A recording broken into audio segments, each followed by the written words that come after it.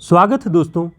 UP higher की परीक्षा और यूपी टीजीटी पीजीटी की परीक्षा को ध्यान में रखते हुए हमने अपना ये प्रैक्टिस सेट की जो सीरीज है उसको शुरुआत की हुई है। इससे जुड़े रहें और बने रहें और देखिए बहुत सारे महत्वपूर्ण प्रश्न आपको यहाँ पर मिलेंगे। तो देखते हैं पहला प्रश्न हमारा, मेरे चपल यौवन बाल अचल अंचल में पड़ा सो मचल कर मत कर साल, यह किस रचना की पंक्तियाँ हैं? ऑप्शन कामायनी, संध्या सुंदरी, साकेत, प्रिय प्रवास। तो इसका सही उत्तर क्या है?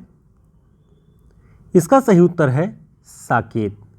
साकेत के नवम सर्ग से ये पंक्तियां हैं, मेरे चपल यौवन बाल अचल अंचल में पड़ा सो मचल कर मत कर साल। इसका जो रेफरेंस है अगर आप देखें तो साकेत को ध्यान रखें 1931 ईस्वी में, और ये नवम सर्ग में विरहिणी उर्मिला का गीत है। यौवन को बच्चे के रूप में संबोधित करते हुए कवि ने लिखा हुआ है।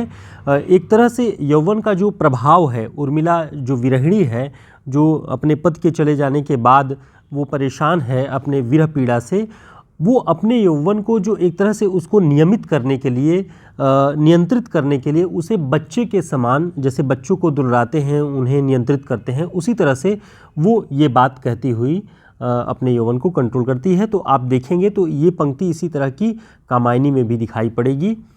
कामायनी में यौवन को चपल शिशु और लज्जा को क्या कहा है? यानी यौवन को चपल शिशु कहा गया है, तो लज्जा क्या है उसमें? ऑप्शन दासी, पथगामिनी, देवी, धाय। तो इसका सही उत्तर क्या है? इसका सही उत्तर है धाय। कामायनी में जयशंकर प्रसाद जी ने यौवन को चपल शिशु के रूप में कहा है और लज्जा को उसकी धाय कहा है। ठीक है, और ये किन पंक्तियों में है इसे आप ध्यान से देख लेंगे तो आपको याद हो जाएगा। मैं उसी चपल की धात्री हूँ, गौरव महिमा सिखलाती हूँ, ठोकर जो लगने वाली है उसको धीरे से समझाती। यानी लज्जा सर्ग में जयशंकर प्रसाद जी ने कहा कि यौवन चपल शिशु की भांति है, जिस पर नियंत्रण नहीं है, जो चंचलता है जिसके भीतर, और लज्जा धाय के रूप में उस यौवन की रक्षा करती है, उसे संभालती है। इसीलिए ये पंक्ति उसी रूप में है कि मैं उसी चपल की धात्री हूँ, उसे गौरव उदात्तता सिखाती हूँ, और जो ठोकर लगने वाली है आने वाले समय में उसे धीरे से समझाती हूँ, पूरी तरह से उसे आगाह करती हूँ कि नियंत्रित हो जाओ, नियमित हो जाओ। इस तरह की चीज़ें इसमें दिखाई पड़ती हैं। अगला प्रश्न है, राम तुम्हारा वृत्त स्वयं ही काव्य है, कोई कवि बन जाए सहज संभाव्य है, यह पंक्तियाँ किसकी हैं? ऑप्शन नरेश मेहता, सूर्यकांत त्रिपाठी निराला, कुंवर नारायण, मैथिली शरण गुप्त। तो इसका सही उत्तर क्या है? इसका सही उत्तर है मैथिली शरण गुप्त। मैथिली शरण गुप्त जी ने साकेत में राम की वंदना के रूप में इसे लिखा है कि राम तुम्हारा वृत्त स्वयं ही काव्य है, कोई कवि बन जाए सहज संभाव्य है। तो इन पंक्तियों को आप याद कर लेंगे तो आपको आसानी से याद भी होगा और परिचित भी रहेंगे आप। दोस्तों, यूपी टीजीटी पीजीटी को ध्यान में रखते हुए हमारा हिंदी साहित्य का शॉर्ट नोट्स प्रिपेयर है और आप सभी के लिए बहुत उपयोगी होगा परीक्षाओं में। साथ ही यूजीसी नेट के लिए भी बहुत काम का है। हिंदी साहित्य का इतिहास, काव्यशास्त्र, भाषा विज्ञान, रचनाकार विशेष, सब पर वन लाइनर और प्रैक्टिस सेट है। और यूपी हायर की परीक्षा जो लगभग 1 महीने ही बच गई है, उसके जो पाठ्यक्रम में शामिल गद्य रचनाएं हैं उस पर आधारित हमारा ये नोट्स, लगभग 115 पृष्ठ का ये नोट्स है, आप सभी के लिए काफ़ी उपयोगी है। 5 मार्च तक आप इसे इस मूल्य पर प्राप्त कर सकते हैं हमारे व्हाट्सएप नंबर पर संपर्क करके। तो आप जैसा भी हो कॉल कर सकते हैं, मैसेज कर सकते हैं। अगला प्रश्न है, उज्ज्वल वरदान चेतना का सौंदर्य जिसे सब कहते हैं, जिसमें अनंत अभिलाषा के सपने सब जगते रहते हैं, यह किस कवि की पंक्तियां हैं? ऑप्शन रामधारी सिंह दिनकर, मैथिली शरण गुप्त, सुमित्रानंदन पंत, जयशंकर प्रसाद। तो ये प्रसाद जी की पंक्तियां हैं। प्रसाद जी के कामायनी के लज्जा सर्ग की पंक्ति है। ध्यान रखेंगे, लज्जा सर्ग आपके उत्तर प्रदेश असिस्टेंट प्रोफेसर भर्ती परीक्षा जो यूपी हायर की परीक्षा है उसमें लज्जा सर्ग लगा हुआ है, तो आप इसे ध्यान रखेंगे। उज्ज्वल वरदान चेतना का सौंदर्य जिसे सब कहते हैं, जिसमें अनंत अभिलाषा के सपने सब जगते रहते हैं, ये प्रसाद के कामायनी के लज्जा सर्ग से है। अगला महत्वपूर्ण प्रश्न है, अच्छी हिंदी तो बस एक व्यक्ति लिखता था, बाल मुकुंद गुप्त। यह कथन किस साहित्यकार का है? ऑप्शन आचार्य रामचंद्र शुक्ल, आचार्य महावीर प्रसाद द्विवेदी, आचार्य हजारी प्रसाद द्विवेदी, श्याम सुंदर दास। तो इसका सही उत्तर क्या होगा? इसका सही उत्तर है आचार्य महावीर प्रसाद द्विवेदी। आचार्य महावीर प्रसाद द्विवेदी जी ने बाल मुकुंद गुप्त जी के बारे में कहा कि अच्छी हिंदी तो बस एक ही व्यक्ति लिखता था, बाल मुकुंद गुप्त। बाल मुकुंद गुप्त का नाम सुनते ही आपको ध्यान आ रहा होगा शिवशंभू के चिट्ठे। शिवशंभू के चिट्ठे में लॉर्ड कर्जन को संबोधित करते हुए उन्होंने कई सारे पत्र लिखे हैं जो व्यंग्यपरक पत्र हैं। भारत मित्र पत्रिका में ये सारे प्रकाशित होते थे और एक भंगड़ ब्राह्मण शिवशंभू के नाम से ये सारे पत्र वो लॉर्ड कर्जन के नाम से लिखते थे। तो इसे ध्यान रखेंगे, बहुत महत्वपूर्ण है। साथ ही ये बात आप ध्यान रखें, हमने पिछली क्लास में भी आपको बताया था कि महावीर प्रसाद द्विवेदी और बाल मुकुंद गुप्त जी के बीच एक साहित्यिक विवाद भी हुआ था जो अनस्थिरता शब्द को लेकर के प्रकट हुआ था। अनस्थिरता शब्द और महावीर प्रसाद द्विवेदी जी के लेख का क्या प्रसंग है वो आपको अगले प्रश्न में मिल जाएगा, हम इसका रिवीजन आपको करवा देंगे, ठीक है।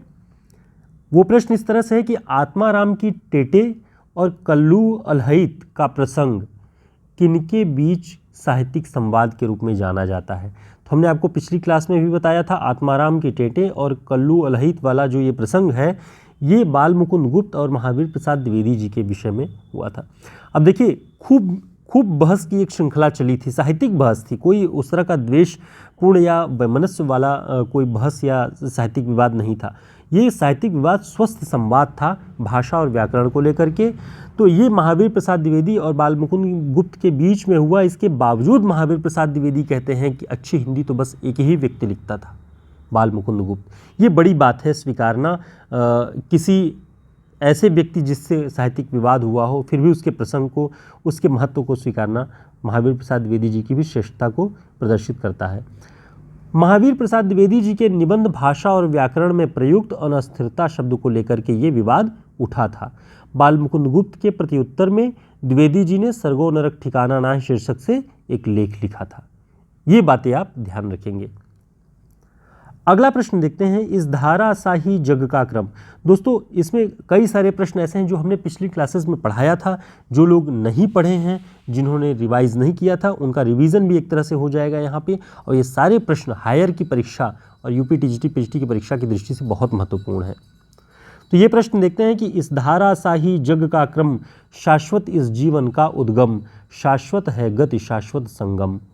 यह पंक्तियाँ पंत की किस कविता की हैं?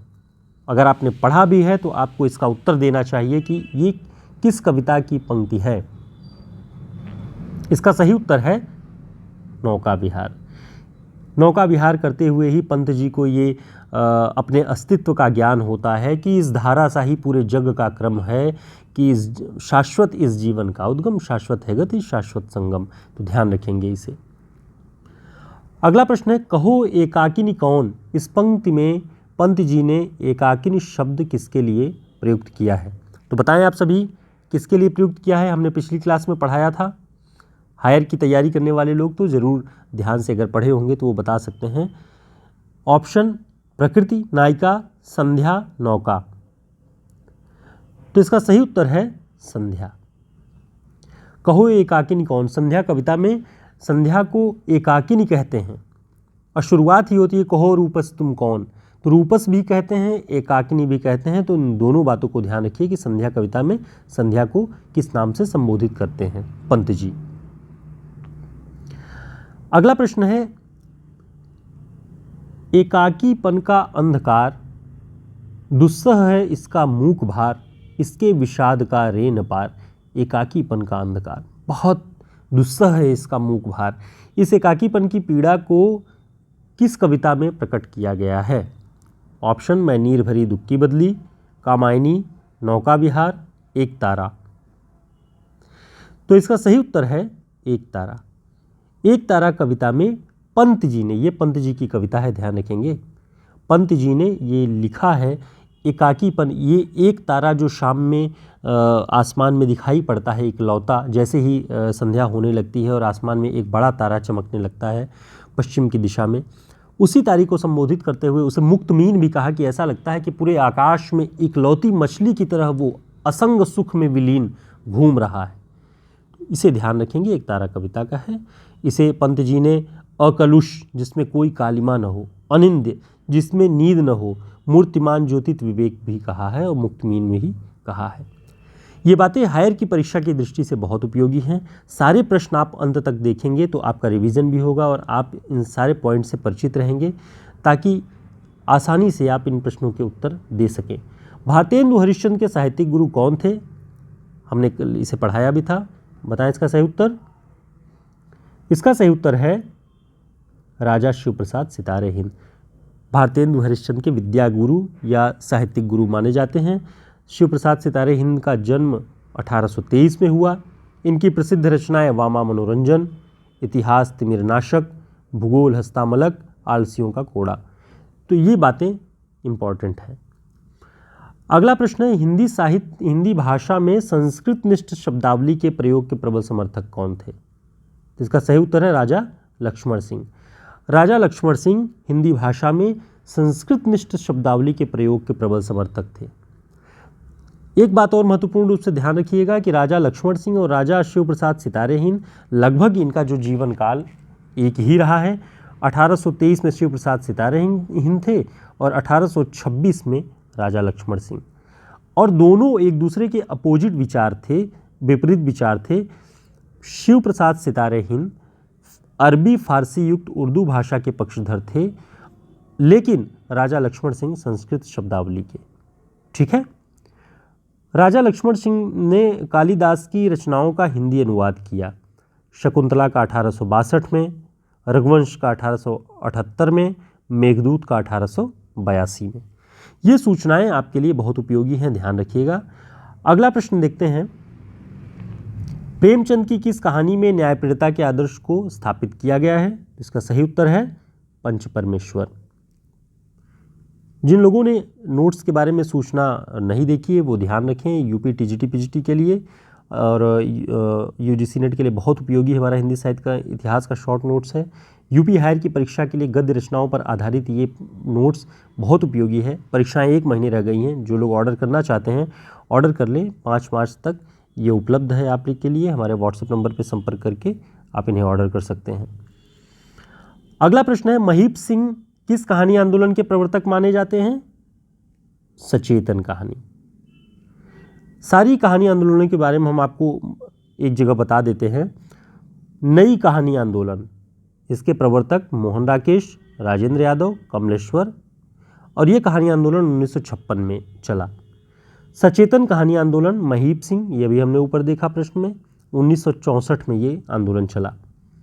समांतर कहानी आंदोलन कमलेश्वर प्रवर्तक हैं उसके, 1972 में। क्रम से इन्हें आप याद कर लीजिएगा। सक्रिय कहानी राकेश वत्स, 1979। ये सारी कहानी आंदोलन जो लगभग 1956 के बाद से हुए हैं, उन सभी का डिटेल आपके पास है, इन्हें ध्यान रखेंगे। और जो महत्वपूर्ण प्रश्न है, समांतर कहानी का आरंभ किस पत्रिका से माना जाता है? तो समांतर कहानी कमलेश्वर से जुड़ी हुई है, 1972। सारिका पत्रिका, ध्यान रखिएगा। इस कहानी आंदोलन के प्रवर्तक कमलेश्वर, 1972 में। कमलेश्वर को कितने पाकिस्तान उपन्यास के लिए साहित्य अकादमी पुरस्कार मिला? 2003 में। यानी कितने पाकिस्तान सन 2000 में प्रकाशित उपन्यास है और साहित्य अकादमी का पुरस्कार मिला कब? 2003 में। तो एक प्रश्न के बहाने कई प्रश्न आप तैयार आसानी से कर सकते हैं। अब देखते हैं निम्न में से कौन सा नाटक 6 अंकों में लिखा गया है। तो हमने इसे बताया था आपको पूरे डिटेल में कि अंधेर नगरी में 6 अंक हैं। बाकी नाटकों में कितने अंक हैं वो भी आपको जान लेना चाहिए। अंजो दीदी नाटक ये पाठ्यक्रम में लगा हुआ है, इसमें 2 अंक हैं। चंद्रगुप्त ये भी पाठ्यक्रम का नाटक है, 4 अंक। क्रम से इसे याद कर लेंगे तो आसान होगा। अंधा युग में 5 अंक, अंधेर नगरी में 6 अंक। अब देखेंगे अंजो दीदी 1955 में, चंद्रगुप्त इसका प्रकाशन वर्ष आप बताएंगे कमेंट बॉक्स में। अंधा युग 1955 में, अंधेर नगरी 1881 में। तो चंद्रगुप्त का प्रकाशन वर्ष क्या है ये आप कमेंट करके बताएं। दोस्तों, इस तरह के सभी प्रश्न आपके लिए हम बहुत परिश्रम से उनसे जुड़ी हुई जो अन्य जानकारियां हम एक प्रश्न के बहाने कई प्रश्नों में देते हैं, वो बहुत परिश्रम से तैयार किया जाता है।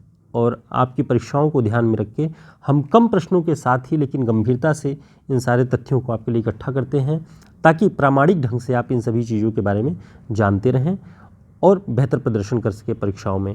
तो फिर मिलेंगे एक नई क्लास में, तब तक के लिए नमस्कार, शुभकामनाएं। जो लोग नोट्स के लिए ऑर्डर करना चाहते हैं वो हमारे व्हाट्सएप नंबर पे अपना पता लिख करके भेज देते हैं, तो हम उन्हें by speed post notes order कर देते हैं। ठीक है, फिर मिलेंगे एक नई क्लास में, तब तक के लिए नमस्कार।